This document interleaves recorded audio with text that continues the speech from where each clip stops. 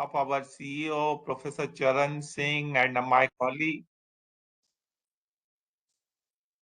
I have this singular opportunity of welcoming Professor Sanjay Dwivedi. Sanjay is a CA and teaches entrepreneurship at MYRA School of Business. He currently serves as a Executive Director Entrepreneurship Program at Pratyagrah Foundation and is a Council Member Secretary, Mysore Entrepreneurship Forum. And he the catalyst for almost 209 startups from idea till IPO. He is a trainer and coach to MSME startup teams in the lean startup method and quality improvement at university like Christ Bangalore. He will discuss today his research findings of a study with 24 startups at IIT Gandhinagar. The study flags 10 major challenges which must get fixed if the entrepreneurship talent is to be retained in India from idea to the unicorn stage and beyond. Let me add one more thing. As the Prime Minister says, the innovation in any sector is a key for the development. And development also leads to the economic growth. And economic growth, as Henry Kissinger says, is a currency of power. And that we have seen how USA behaves with the rest of the world, how China behaves. No other example is required. These two examples suffice. So ultimately, the MSME, many of the global names in the entrepreneurship are MSME. Wipro is a case in point. They started as MSME and then they grow what everybody knows. And so, without losing much time and standing between my audience and Professor Sanjay Dwivedi, I leave this floor open to Professor Sanjay Dwivedi. Over to you, Professor. Thank you so much, Professor Vishandas. Thanks, Dr. Charan Singh, and thank you and a warm welcome to everyone in the audience. So the plan for today is I am going to take a very serious topic, but try and weave it or expose it in front of you like a story. Will not speak for more than 30 minutes, let's say. And then we can do a Q&A. And if there are few of us, we can do like a fireside chat discussion between us on the various topics. So if you're all fine with that, let me move forward and start with the due credit and attributions. So my due credit and attributions, of course, there is the work that Professor Charan Singh and team did at IIM Bangalore. And then this was way back in 2018. That was then followed up by Dr. Shalini and Professor Charan Singh's eGrow team with more work on the same topic with more conclusions. Then there is the work which was done by Manish Sabarwalji and the various teams in terms of decriminalization, deregulation, digitization on this. And then my own original work in terms of being in front of the IITs and conducting a survey, etc. So what we're going to be exploring is the outcome of these main research texts, if you like. And then, of course, it's our general knowledge, our experience, and so on and so forth. I just want to correct the intro slightly. So I've engaged with 209 business models. One of them I've seen all the way along with the team, all the way from idea to IPO and eventual sale. We've seen many which have failed. So I'm bringing that insight also for today's session, and some which have succeeded wildly. And it's across not just India, but UK, USA, and UAE as well. So we'll actually bring that to the table. Okay, so mighty MSME. Why do we care? Because actually, as Professor Vishnathan already said, it's the biggest deal in town simply because every large company at some point was a small company or MSME. It's a big job provider. Over 21 crore people are employed.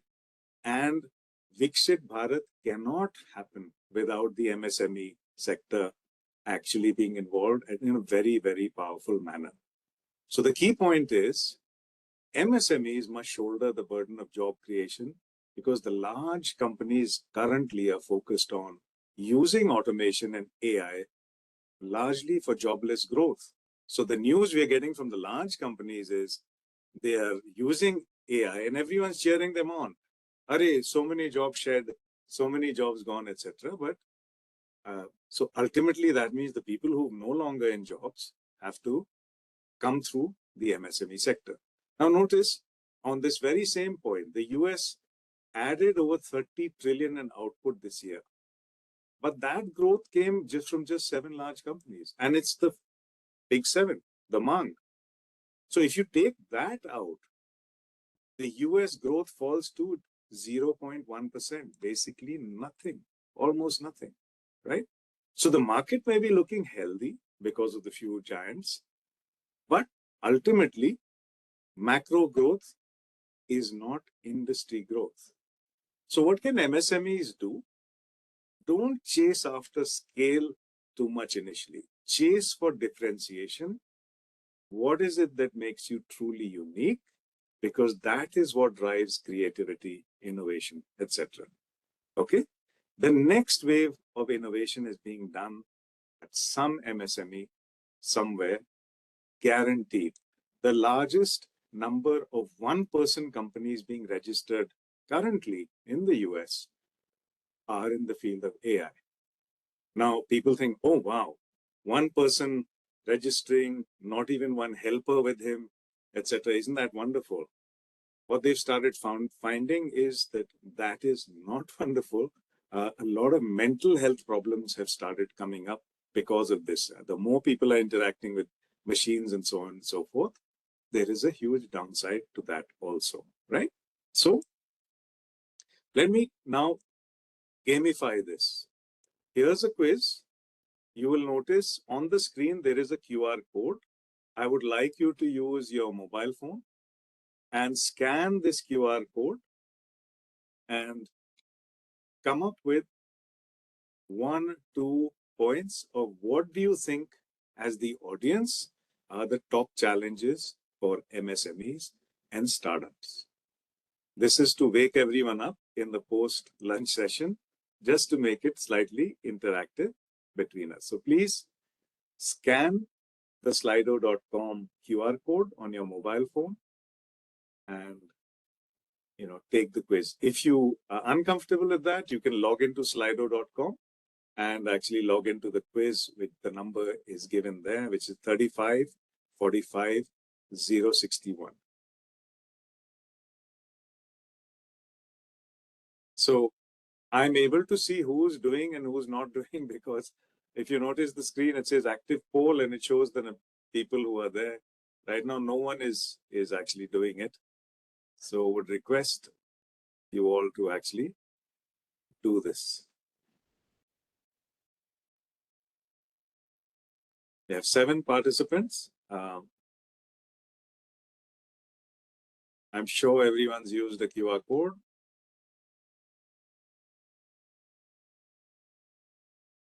So the good thing is, one participant finally is started. So when we do this with Gen Z or millennials, etc., immediately the whole screen lights up and everyone's doing it. So come on. Now, we are profs. Let's get going with this also. We run the risk of being obsolete if we don't use the technology which is available. So let's see. So one participant is typing. You can see the screen is telling me everything I need to do. By the way, I use this in my class also when I'm teaching. So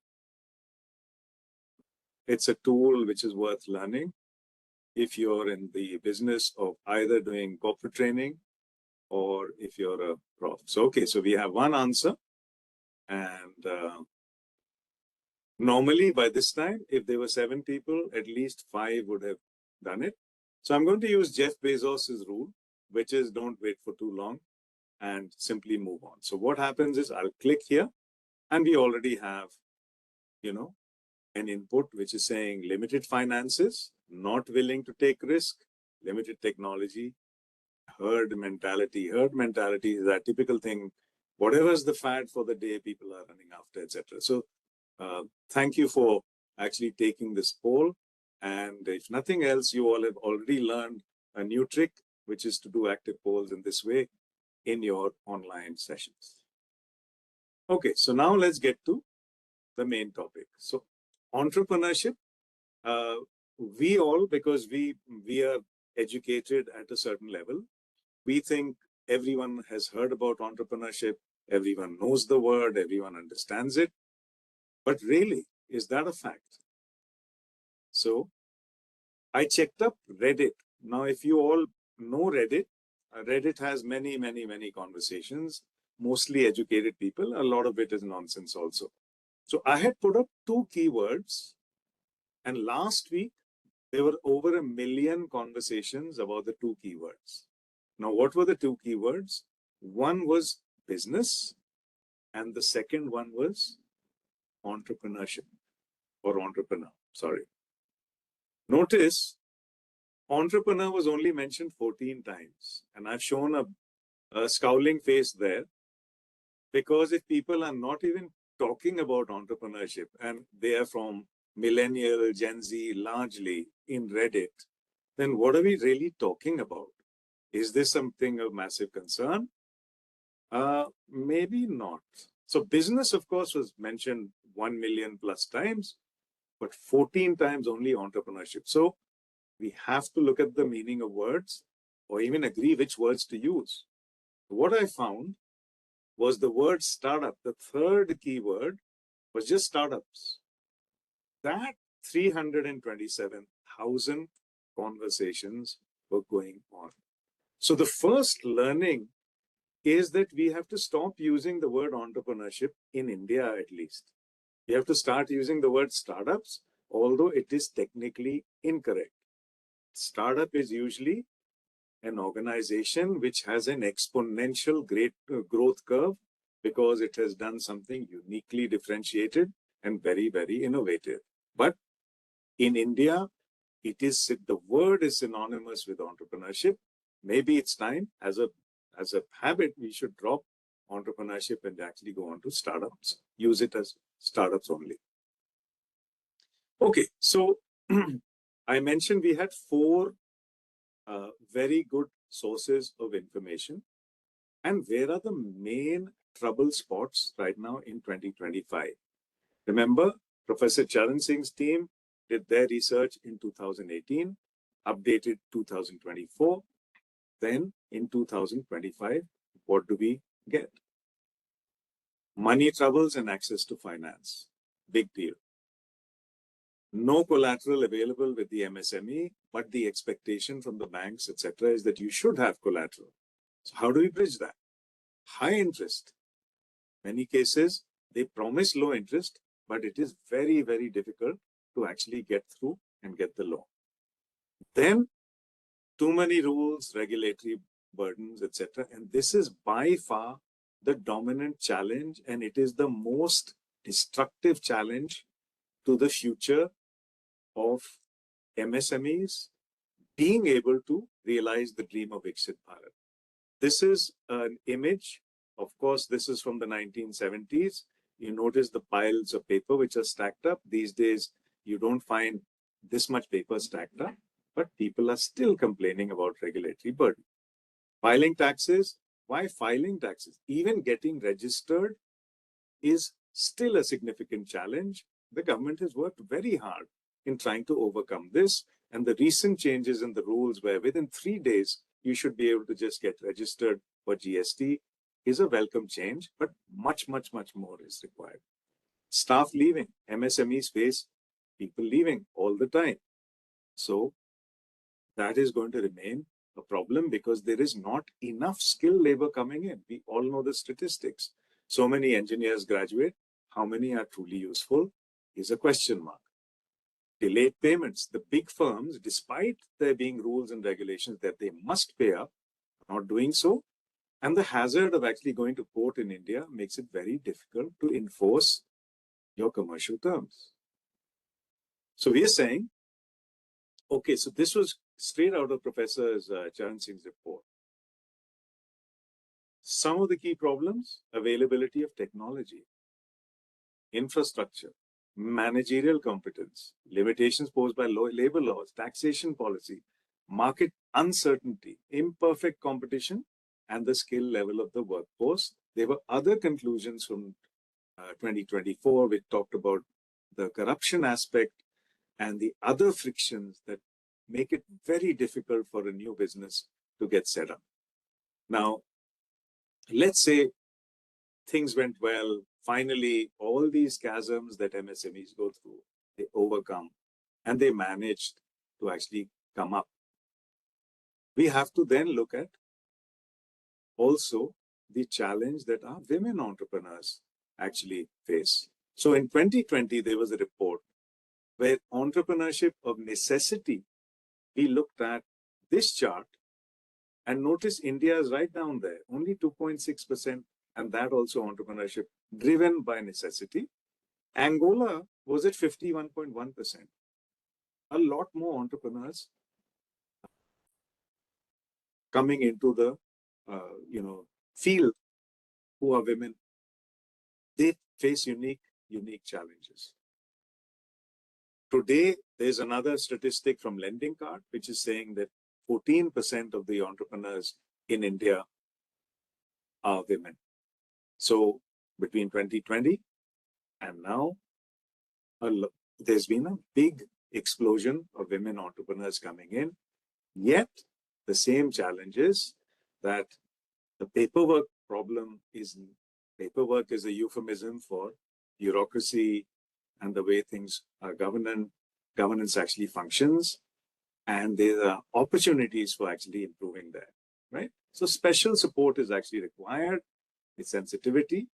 And of course, what is the reward to society with women entrepreneurs? Women entrepreneurs fail less than male entrepreneurs, generally are more inclined to be resilient in the face of adversity, whether it's in the farming side or farming entrepreneurs or any other side. It's a much better bet.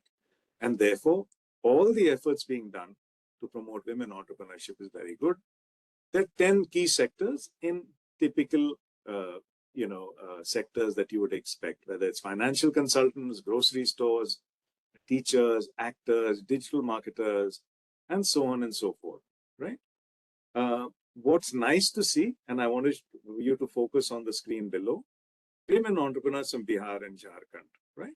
Now we're starting to see a mix rather than just people who are very highly qualified and all the famous names that we could name. Now we're starting seeing what so-called ordinary women entrepreneurs or women entrepreneurs who are from the farming community, etc. In Mysore, my last webinar was with one such person who is not only an entrepreneur, rural entrepreneur with millets, but she's also someone who's helping other women entrepreneurs, all right? Various schemes which are there. And so this must always be brought up whenever we're talking about entrepreneurship, is my view, simplified, simply because it is so important to the success of Viksit Bharat. Okay. So in preparing for this session today, I, of course, have done, various certifications in Gen AI.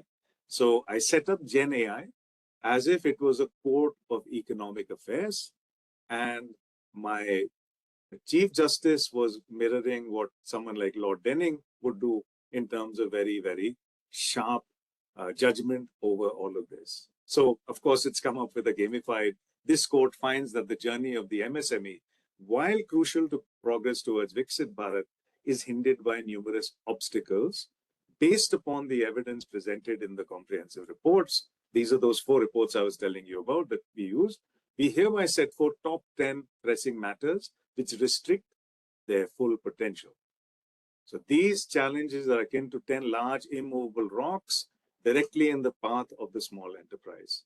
Shortage of gold, financial access. We've all talked about this time and again. The empty hand, lack of collateral, high toll, cost of loans, mountain of paperwork, the tax trap, the slow paymaster, delayed payments, the door that doesn't open because of various reasons, right? The leaky bucket. You keep building an organization, you keep training people, they go and keep joining the larger companies, on and on and on. And there is no subsidy. And, you know, every time a small enterprise loses a key person, it's very hard. It becomes, sometimes the place shuts down because they're, you know, faced with that. And then there's lack of awareness. There's a persistent problem of lack of awareness amongst MSME owners regarding various valuable government schemes and benefits available to them.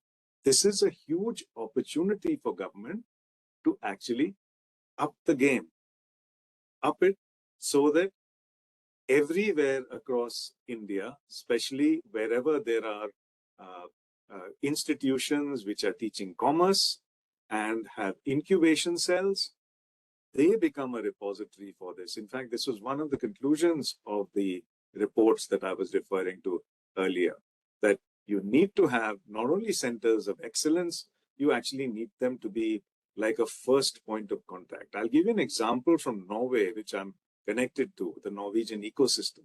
They treat the ecosystem, think of it like an island, and think of someone as an entrepreneur who's coming to receive some help, like a boat landing on the island. The moment the boat lands on that island, they are given as much help by all the interconnected people, whether it's from industry or academia or finance or whatever. That's the opportunity for us to replicate, not just at state level, but obviously cascading upwards. We cannot expect government to do it all, but the linkages have to be built up. Now people say, "Arey, no one likes to, you know, do this. It's too hard. Everyone's in silos, etc." In my small way, I'm noticing in Mysore, for example, we have already started doing things collaboratively. To start with, we've started doing webinars, etc., where all the main stakeholders, from whether it's Time or it's SJC STEP, Pratyagraha Foundation, Young Indians, South Indian Angel Networks, we just started collaborating. Now, the next step to the next step to the next step is going to happen with more integration with government departments, etc. The mission is anyone who wants to take up MSME activity should have like a hunting number, almost like a 1-800 number. They're able to phone, their case gets registered, and then they get, you know, the necessary help, etc. that they need. This is something government really can do, right? So the uncoordinated hands, which is government disconnect, significant lack of coordination, which is ultimately hurting the MSMEs. Now, it was kind of okay. You could get away with this 20 years ago. Kya farak padta hai? People are not enjoying it. Doesn't matter, etc., etc. Actually, there's a very big deal with this, right? But before we sort of conclude even more, notice this. The great Indian startup correction has started. Now, from January to October 2025, 11,223 Indian startups shut down. This is a jump of 30%. And why did they shut down? The data tells the story. So you have B2C e-commerce, 5,776. Why? The business model was predicated on discounts and unsustainable CAC or customer acquisition cost. Enterprise software, again, 4174 failed to convert pilots into long-term contracts. And software as a service, even B2B startups, struggle for consistent unit economics. So what is this picture telling us? It's telling us people are getting into MSME or any kind of business without actually studying enough about what is required to actually succeed in the market. The Indian market is one of the toughest markets in the world. If you survive here, you can survive anywhere, right? So weak fundamentals have got exposed, and it's an opportunity. I don't call it a problem. It's an opportunity. Okay. So the strong standard explanation from analysts are, oh, well, 38% is a drop in startup funding, actually blaming the people who are supposed to giving funding. Why would someone fund a model which is fundamentally flawed, or there is not enough traction with the market? It's not going to happen, right? So lots of the stories were lack of product market fit. Too many solutions were created in this creative frenzy, but they had not looked at what is the problem statement. Is it solving a problem? Is it an aspirin? Or is it chasing after an opportunity which is going to open a brand new market? Real reason is actually founders without conviction. This is not founder bashing. These are what the facts are. So too many founders weren't serious about building a business. They were very serious about chasing funding, right? Now, when you start chasing funding, and God knows we've been involved in enough funding exercises, they're a major drain on your time. Now, what do? You have to take a call. Do I run my business? Do I chase after the money? And it's very, very annoying when you have to chase after 200 meetings, of which maybe 5 are going to result in something for you. So what's it's going to be? So here, the 2020-22 boom actually gave a false dawn, and founder became a fashionable title for people. Instead of asking, what problem am I solving deeply, the question became, what idea will attract an investor quickly? So they put money into whatever I'm trying to do. And then when the capital dried up, the seriousness evaporated as well, right? Also, the other challenge is that we may speak English. We may be able to even speak in an American accent or try and imitate the US startup playbook, which is grow fast and raise faster. We forget India is not Silicon Valley. Silicon Valley is a very, very unique and special use case. And it goes back to World War I onwards. It's the military industrial complex there, which is so tightly integrated with the academia ecosystem. We haven't achieved that. And we must achieve that if we are actually going to go forward and be able to do things and take many, many large bets and risks, right? India, the customers are price sensitive, cautious, and they are very diverse. As we know, every street corner is different, even in a city. So if I'm living in Whitefield, I know Koramangala is significantly different from where I live within the same city. Okay. Indian customers, thok baja ke lete. Whatever we buy, we'll test, right? They reward trust, value, and persistence. They merely solved investor anxiety, not customer problems. What is investor anxiety? Investors were sitting on what is called dry powder. They had a lot of funds which needed to be deployed. So they were willing to get into investments which actually didn't, cut the mustard, as they say. The founders had learned great storytelling, but were not venture builders, and you can't outsource conviction ultimately. All right. So these are the challenges coming forward. In fact, this is a blast from the past. If anyone is a fan of Jaspal Bhatti ji and his phenomenal series on TV way back, his Golgappa IPO and stock market, if you watch that, you'll be shocked to see that some of the behaviors and stuff that we are seeing in India's current IPO market kind of mirrors that. So from 2021 onwards, it's become almost as if it is life imitating art, and the art is Jaspal Bhatti's Golgappa IPO. So caveat emptor is permanent, let the buyer beware. Now it is even more so. So some things that need to, again, face a correction in the days ahead. So what are the opportunities? It's not all gloom and doom. It just means that if you're an investor, your due diligence will deepen. Valuations are going to normalize. So the hype, dictated price of MSMEs going for IPOs, etc., comes down. Frugal innovation is going to rise. India first solutions are going to replace the Silicon Valley clones that people start with. Smaller, smarter rounds with hands-on mentorship are going to dominate. In fact, we are noticing now that venture builders in places like Hyderabad, etc., are coming to ground and helping MSMEs get up the value chain by hand-holding the investors.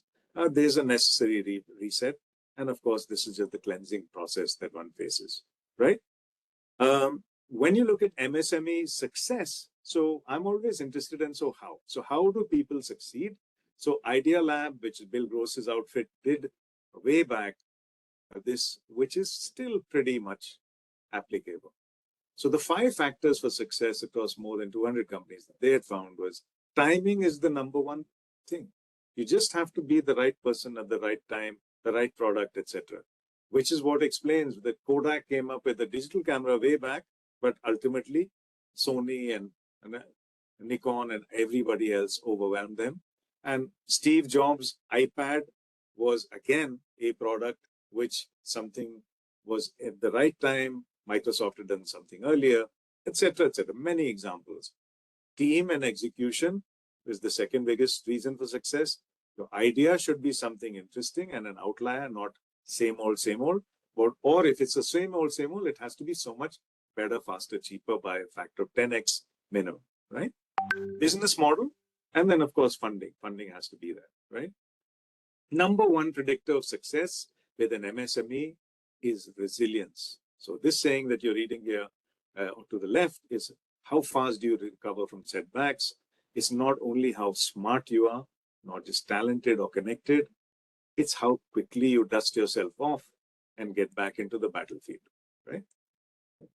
So our opportunities galore for India. This is a question mark. We are fastest growing economy according to all the reports we read, which cite Moody's ratings, etc. Also, 2,400 global capability centers are predicted by 2030, and a lot of people are running after this, and a lot of people are running after India, and we are saying there'll be a hell of a lot of more work coming to India, and so on and so forth. So it is an opportunity, but it has to be grasped by the whole of India, not just a few people trying to do a few good things, and I'll show you why. This report actually was posted in our professors group and sparked a conversation about trust. Now, there's a famous saying which says that there needs to be trust before a transaction. Now, transaction here is not just money transaction. Transaction is also the interaction between people. A social transaction is having a trustworthy conversation with somebody and coming together on a common platform to do business. Now, notice this. Shantanu Deshpande, famous YouTube influencer, he's talked about this pollution issue is now an increasingly stark reminder that the taxpayer and the voter have a dwindling overlap. And then he goes on to, use an expletive deleted. What is going on? Now, if you can't even breathe, where will this opportunity go? Will someone set up a GCC in Delhi? Question mark, right? So, as a society, we have to come together. Who will trust anything if we can't even fix our water, air, and other scarce resources? And this is the canary in the coal mine. More than 3,500 Indian millionaires are projected to leave India to settle abroad in 2025. Now, people may just dismiss them and say, okay, well, wo ja rahe hain to ja rahe hain, kya farak padta hai? That kind of thing. Let's not forget, for the guy to become a millionaire in India, he's navigated at least 10 of those major challenges that we talked about, managed to grow a business, and now when he solved all of those problems and it's his time to grow more in India, he's voting with his feet, he or she. They're moving away. And what are they doing? They're making other countries successful.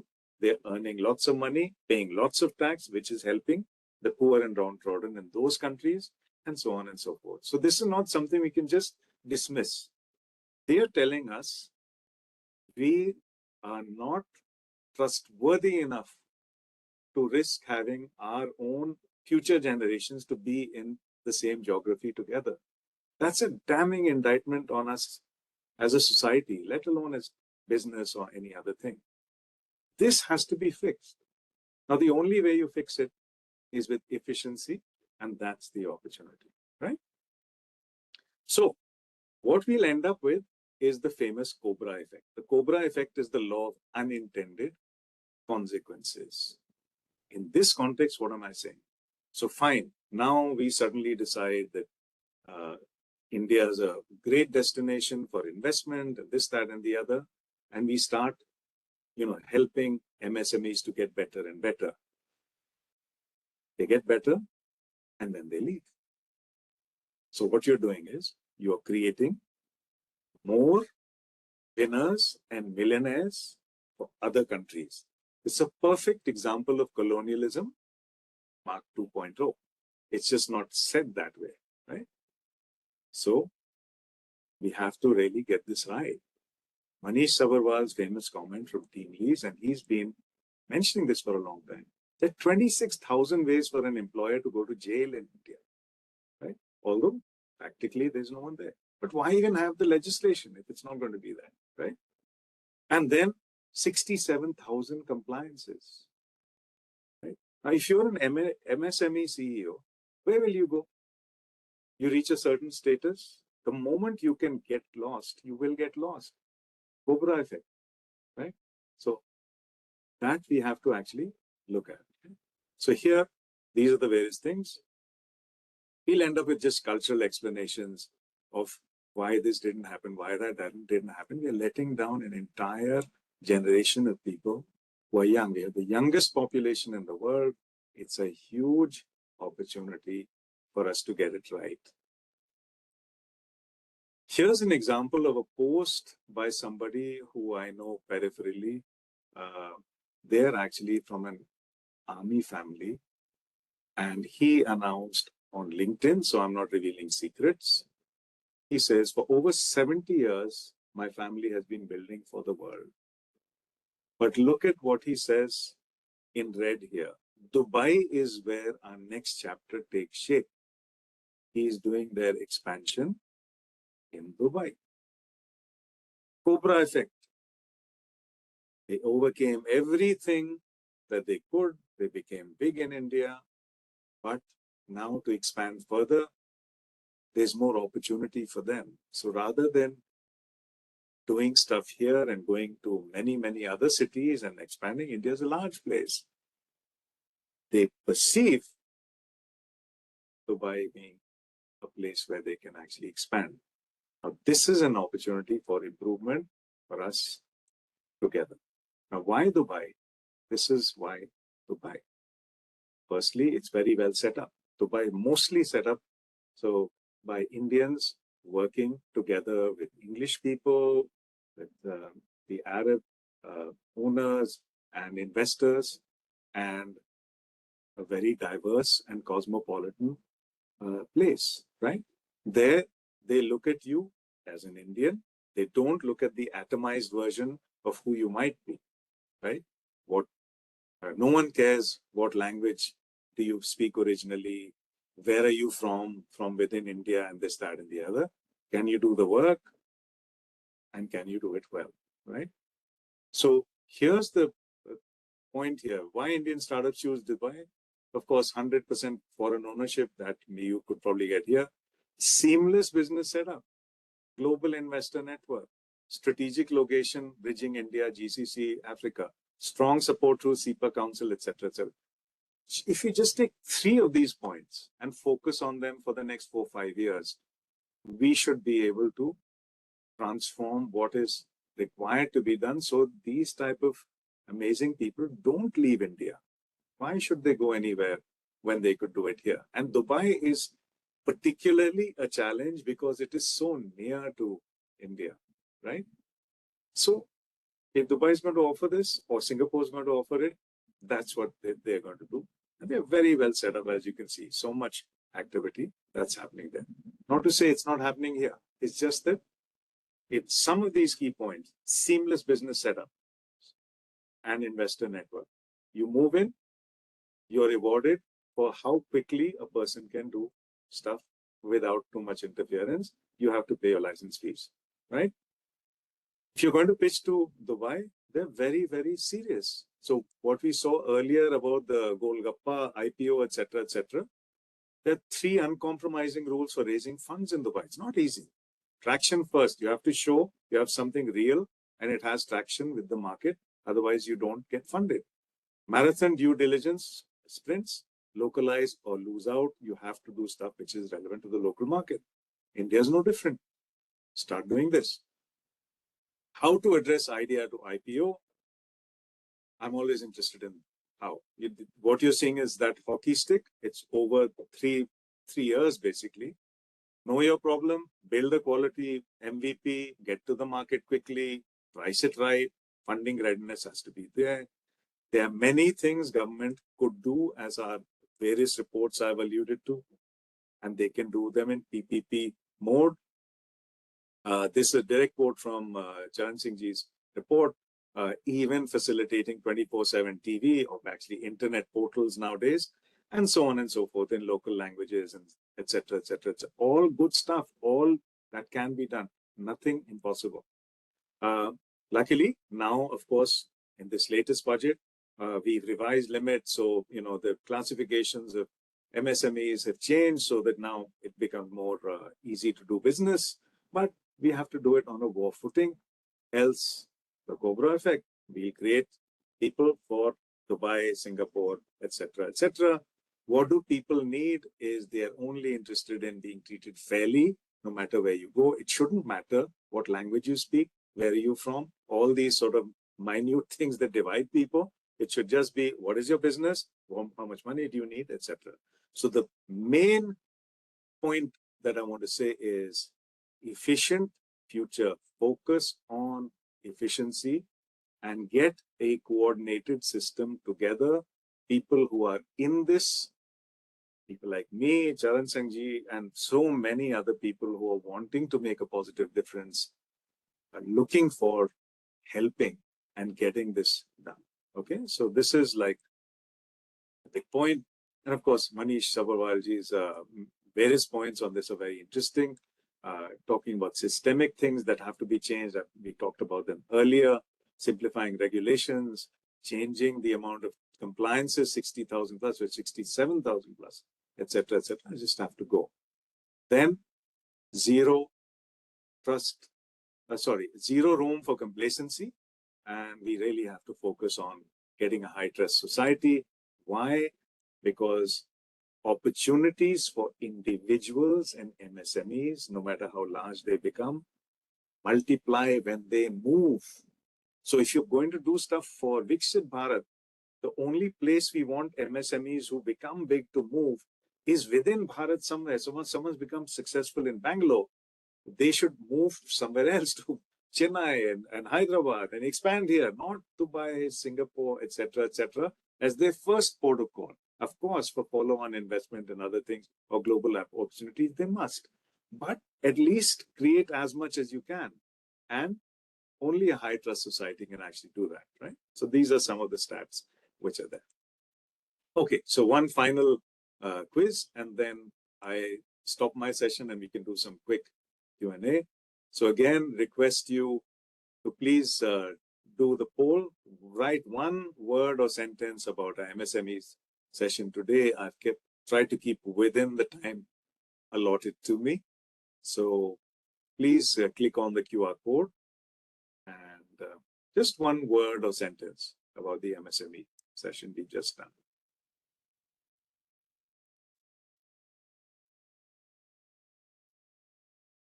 Anyone, please.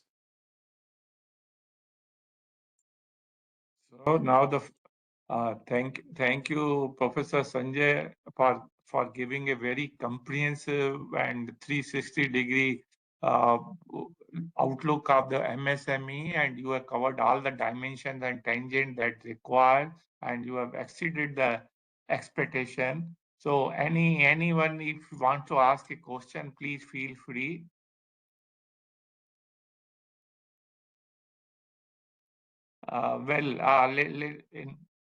This Professor Sanjay, let me add few words of my thoughts on this. It was a sheer delight, a masterful exposition, and it's very worrying also that 35,000 entrepreneurs are leaving India, who have developed and stayed in India.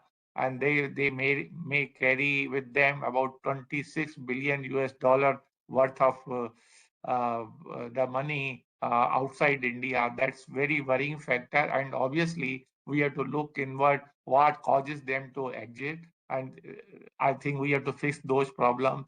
And then there is a need for the trust between the center and the state and the people. We must learn how to believe our own citizens, and for every very small thing we want the proof, or we want an evidence from the people who set up the MSME. So those are the things we have to simplify. And for simplification, there is a extraordinary strength in the simplification, and we need to think of those, because the MSME, to my mind, is a very, very good I mean, foundation for country to grow. And this MSME, large number, we have revised it, but we are doing a kind of small baby steps, but then we have to do many more big ticket items which can take the MSME to a large level. You give a large number of very good examples how Kodak, then many others, they flourish, they perish. And one very interesting point, when what are the five key success area, I mean, the criteria which makes the MSME successful.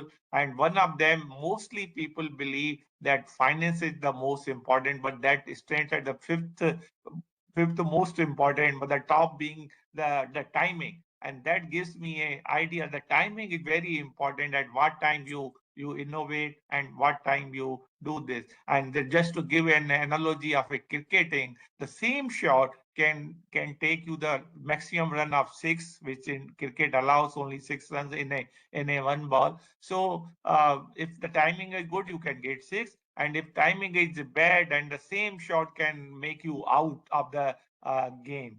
So both these things are same. You have done the same action, but the results are widely different. One you get perish, and other you get the in the top level. So this is just a small, but I like this analogy. And so these two end of the spectrum, the timing and the funding. Funding is the least important according to your research, which I agree, because there are many other things which are more important than the funding. And funding is, so we have to keep these things in mind. And then simplification, the trust, and the central state collaboration is very important, because we have moved from the collaborative collaboration between the center and the state. Now we have moved from collaborative relation between center and state to the competitive. Now of late, there is a confrontation, so we are moving from collaborative to competitive, then to confrontation between center and the state. These problems are overarching, and they impact on the MSME. And you have rightly pointed out, of course, in a different way, but I also have my perspective. So these are the key takeaway from this. And the MSME offers a lot of things to be done. And when you have aspiring to become Viksit Bharat, and at the end, so MSME has a immense potential to take India to a Viksit Bharat, be it a defense, be it any sector of the economy. The MSME is going to play a key role, and only MSME, if it is healthy in more than one way, only then India can aspire to become a Viksit Bharat, and their role will be no less than any other sectors of the economy. That's my belief, and that is what the research shows. And so we have to give a lot of importance, and identify what are the issues and fix up there. And those are the big ticket items. And MSME, and as the Prime Minister says, Viksit Bharat requires a Atmanirbhar. And Atmanirbhar also, MSME gives a lot of reason to fall back on.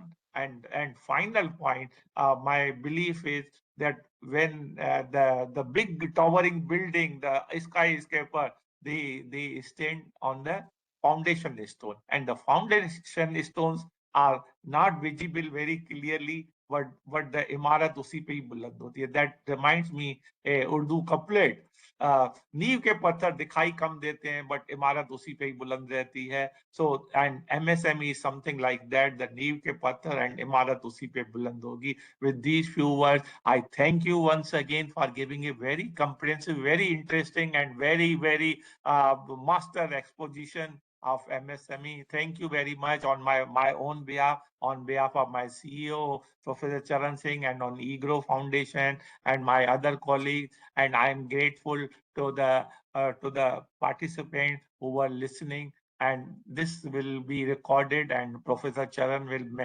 arrange to circulate it in maybe in next few days or maybe tomorrow. He's very quick on these. So with these, I stop here. And Professor Charan, if he wants to add few things, okay. So from my side is thank you very much.